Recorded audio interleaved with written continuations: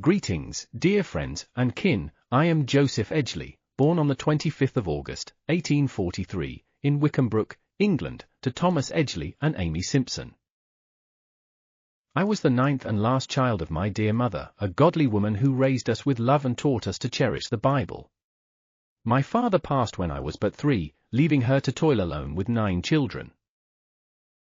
At 8 years old, I began working, picking hops for 6pence a week, and later tending to farm chores. Schooling was scarce, but my heart was willing. As a young man, I journeyed to London, where I met and wed my beloved Marianne Spillman in 1865. She was a member of the Church of Jesus Christ of Latter-day Saints, having joined with her family in 1850. I was skeptical at first, though I loved the Lord. Our home near Whitechapel at 32, Rodeswell Road hosted cottage meetings, where elders sang "We Thank Thee, O God, for a prophet and come, come ye saints." The singing was angelic, stirring my soul. From our union came 11 children named Eliza, Thomas, William, Amy, Joseph, Marianne, Emma, John, and my dear Arthur, my precious children. Life was hard. I worked as a hostler caring for travelers' horses staying at the nearby inn. But rheumatism struck, confining me 16 months in London hospital, nearly costing me my hand. My Eliza, just 6, was taken from us, and Thomas was born during that trial, nigh almost costing my Marianne her life. Yellow jaundice followed, humbling me.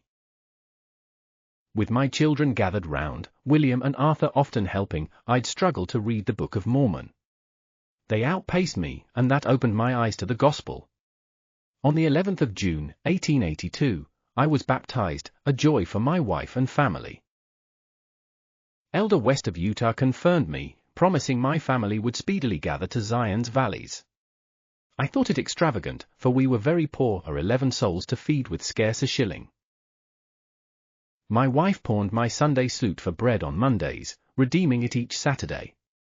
Yet faith prevailed.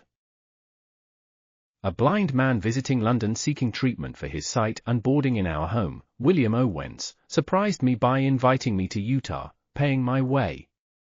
I worked in Logan, then Pocatello, Idaho, shoveling snow at Market Lake. Many a night, to find a private place to pray to the Lord, I'd have to kneel in snow higher than my head, praying to bring my children and wife. The Lord heard me.